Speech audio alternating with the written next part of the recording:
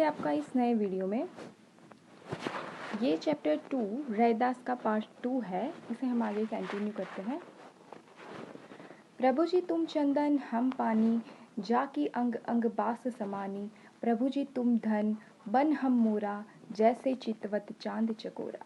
प्रभु जी तुम दीपक हम बाती, जाकी ज्योति बरे दिन राती। प्रभु जी तुम मोती हम धागा, जैसे सोनहि मिलत सुहागा। प्रभु जी तुम स्वामी हम दासा, ऐसी भक्ति करे रैदासा। इनको पढ़ने के बाद आपके मन में कुछ जिज्ञासाएं और कुछ भाव विचार उठे होंगे। आइए उन पर विचार करें। कवि प्रभु के समक्ष स्वयं को समर्पित करता हुआ ईश्वर को चंदन और स्वयं को पानी की उपमा देता है। भक्त क्या कहता है कि ईश्वर भगवान आप चंदन हो और मैं पानी हूँ। चंदन की सुगंध भक्त के शरीर के अंग प्रत्यंग में कैसे व्याप्त है, सोचिए। कल्पना कीजिए पानी मिलाकर चंदन के घिस जाने की।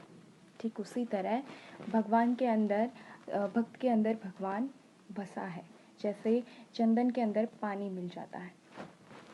इसी भांति ईश्वर बादल, चांद, दीपक और मोती है और भक्त ने स्वयं को क्रमशः मोर, चकोर, बाती और धागा के रूप में व्यक्त किया है। उन सबको तुलना करते हुए कवि ने भक्त और भगवान की अन्यतम संबंधों की चर्चा कर डाली। इस पद में दास्य भक्ति का सुंदर रूप दिखाई देता है। भक्त का भगवान से आत्मनिवेदन है कि वह जैसा भी है भक्त के चरणों में पूर्णतः समर्पित है। उसका अपना कुछ नहीं, जो कुछ भी है वह ईश्वर का प्रकाश और प्रसाद है।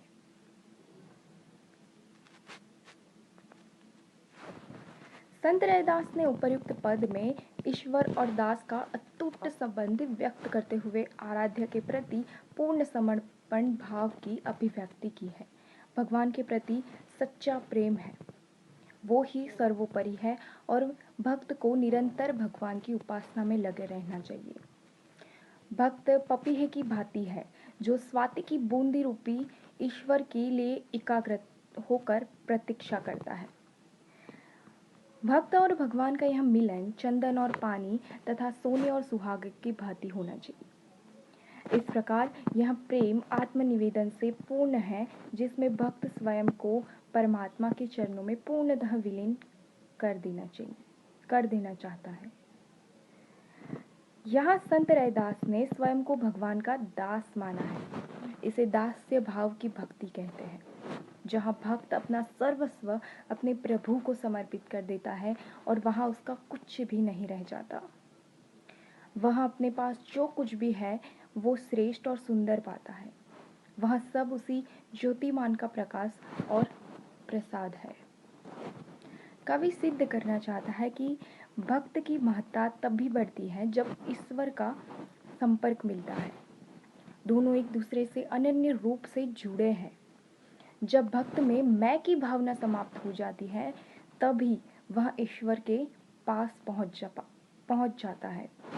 सामान्यतः सोने में सुहागा का प्रयोग मुहावरे के अर्थ में भी किया जाता है, जिसका अर्थ है कि किसी विशेष वस्तु में दूसरी वस्तु के मेल से उसमें विशिष्ट गुण का समावेश हो जाता है।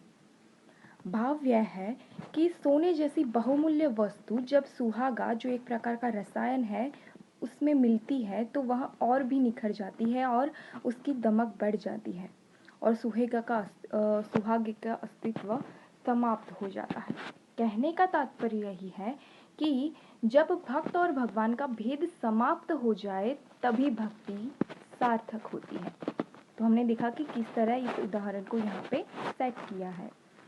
कवि ने उपर्युक्त पद में दृष्टांत अलंकार का, कौन सा दृष्टांत अलंकार का एक सुंदर प्रयोग किया है, जैसे कि दीपक, बाती आदि। ओके।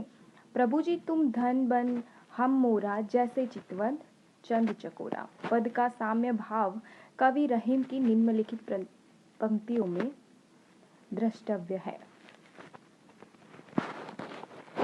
उपमा के बारे में जानते हैं, उपमा अलंकार के बारे में, कि जहाँ पर एक वस्तु की तुलना दूसरी वस्तु से की जाए तो वो क्या हो गया, उपमा अलंकार। मैंने आगे भी आपको बोला है, पिछली वीडियो में भी, कई सारी वीडियो में, कि अपनी एक नोट्स बनाना व्याकरण की, ताकि आपको बार बार आपको याद रह जाए वो, राइट।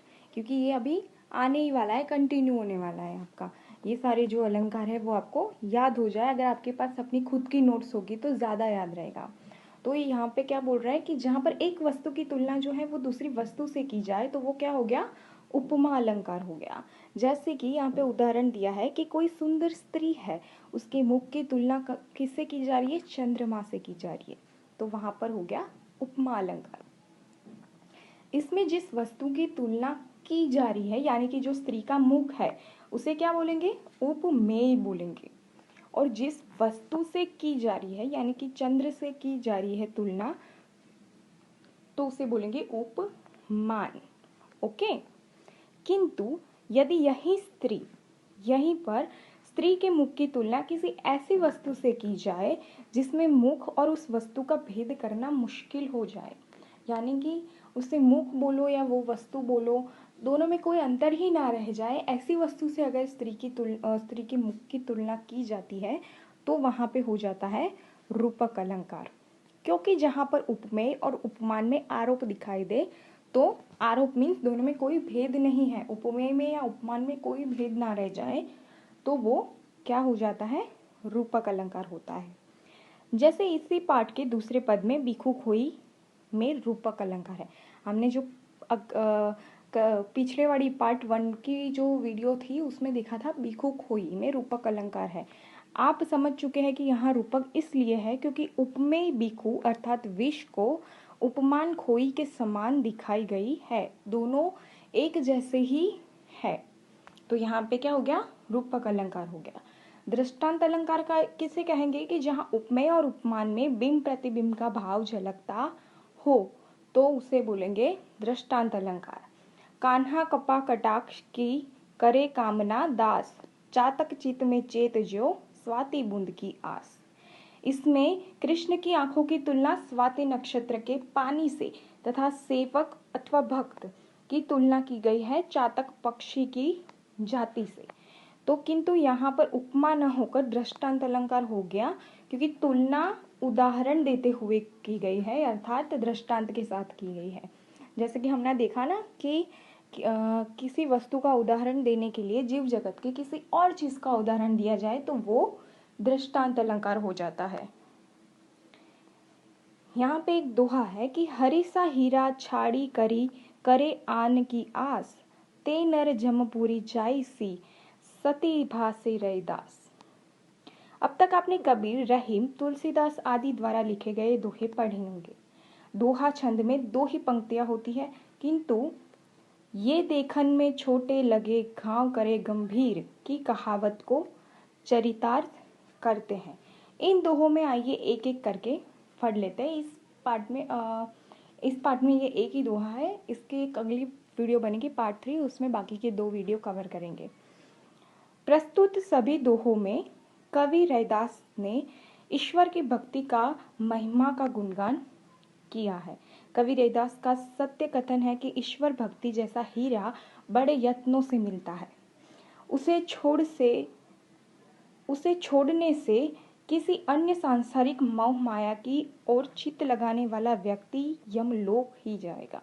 उसे स्वर्ग या इस संसार से मोक्ष की कामना नहीं करनी चाहिए। अर्थात संसार में केवल ईश्वर भक्ति ही ऐसी अमूल्य वस्तु है उसके सामने सभी सांसारिक वस्तुएं फीकी है।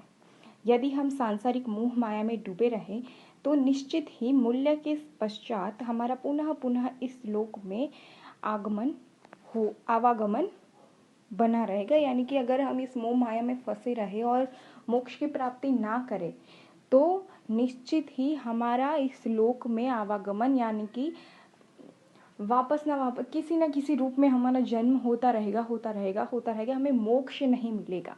तो इसके लिए एक ही रास्ता है, भगवान की भक्ति, जिससे हम मोक्ष पा सकते हैं इस मोह माया की दुनिया से।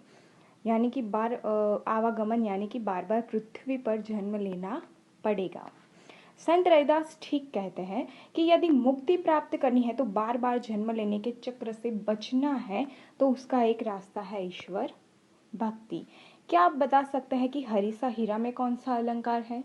हरि सा हीरा। तो हाँ, ये उपमा अलंकार है। उपमा क्योंकि यहाँ ईश्वर की तुलना हीरे से की गई है। ओके, ऐसे 2-4 उदाहरण कंपेयर करके आप देखोगे तो आपको उपमा, रूपक और दृष्टांत अलंकार का भेद भी समझ आ जाएगा।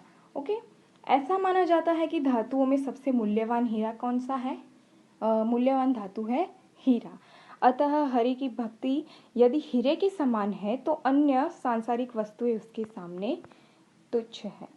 इसके साथ ही ईश्वर भक्ति में वह शक्ति है जिसके द्वारा भक्त को मोक्ष प्राप्त होता है, जबकि अन्य सांसारिक वस्तुओं की मोहजाल में बंधने पर मानव की शक्ति क्षीण हो जाती है। वह उसी में उलझता रहता है और अंत में मृत्यु को प्राप्त हो जाता है। और इसी सत्य की ओर कवि का संकेत है। यानी कि हम किसी को देखते हैं ना कि वो इस मोह माया में इतना फंसा होता है वो व्यक्ति कि वो मरते समय भी मोक्ष के बारे में नहीं सोचता। तो इस चक्र से बचने के लिए रविदास जी कहते हैं कि हमें भगवान की भक्ति करनी चाहिए ताकि हम ये मोक्ष पा सके और ये बार बार पृथ्वी पर जन्म लेने की जो प्रक्रिया है, ये मोह माया है, इसमें से हम छूट पाए। संत रविदास ने मनुष्य योनि को सर्वश्रेष्ठ माना है क्योंकि उसके अनुसार यही जन्म भगवत भक्ति और साधना के लिए स्वर्णिम अवसर है। साथ ही साथ रविदास जी है, रविदास या रविदास, वो कहते हैं कि मनुष्य योनि सबसे बेस्ट है। क्यों? क्योंकि इसके थ्रू ही हम भगवान की भक्ति अच्छी तरीके से कर पाते हैं। तो वो क्या बोलते हैं? मनुष्य योनि सर्वश्रेष्ठ है और ये हमें एक स्वर्णिम अवसर देती है कि हम भगवान की भक्ति अच्छे से करें। इसी देह पर परलोक की प्राप्ति होती है, अर्थात मानव शरीर के माध्यम से ही अधिक से अधिक भक्ति करी जा सकती है और ईश्वर के निकट पहुंचा जा सकता है और मुक्ति की प्राप्ति भी की जा सकती है।